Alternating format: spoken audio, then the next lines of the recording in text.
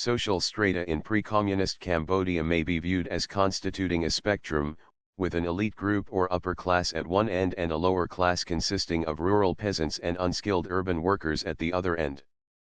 The elite group was composed of high-ranking government, military, and religious leaders, characterized by high prestige, wealth, and education, or by members one of the royal or noble families.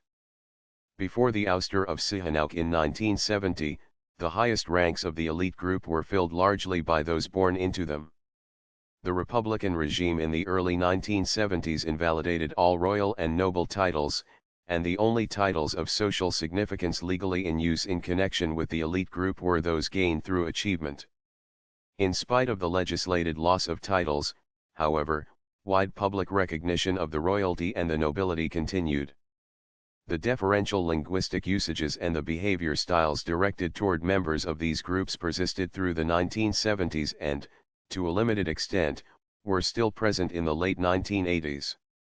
In the early 1970s, the senior military officers, some of whom were also members of the aristocracy, replaced the hereditary aristocracy as the most influential group in the country.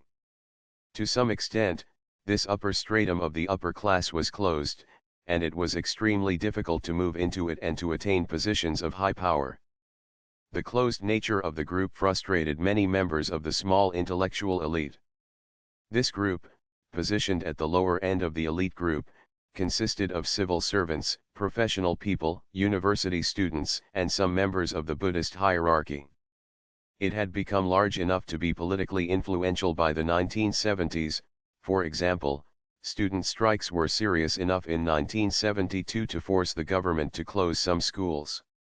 Somewhere in the middle of this social spectrum was a small middle class, which included both Khmer and non-Khmer of medium prestige.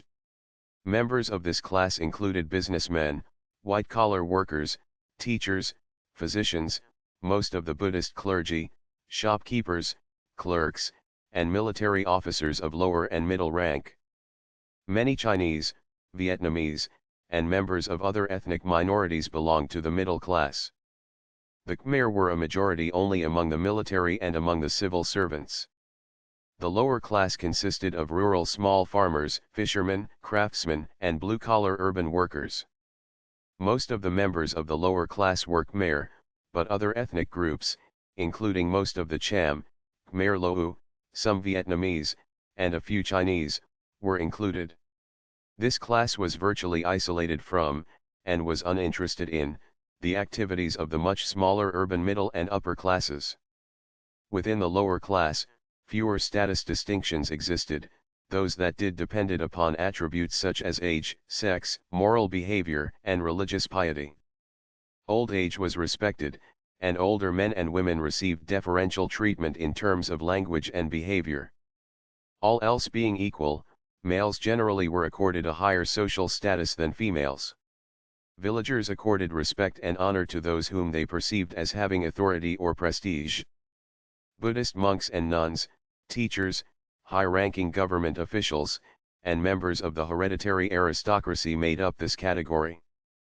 Persons associated with those who possessed prestige tended to derive prestige and to be accorded respect therefrom. The Khmer language reflects a somewhat different classification of Khmer society based on a more traditional model and characterized by differing linguistic usages. See languages, ch. This classification divided Cambodian society into three broad categories: royalty and nobility, clergy and laity. For example, nam, to eat, was used when speaking of oneself or to those on a lower social level. Pisa, to eat, was used when speaking politely of someone else. Chan, to eat, was used of Buddhist clergy, and Sawi, to eat, was used of royalty. The Khmer Rouge attempted to do away with the different lexicons and to establish a single one for all. For example, they tried to substitute a single, rural word, hop, to eat, for all of the above words. There was little opportunity among the majority of the rural Cambodians to change social status.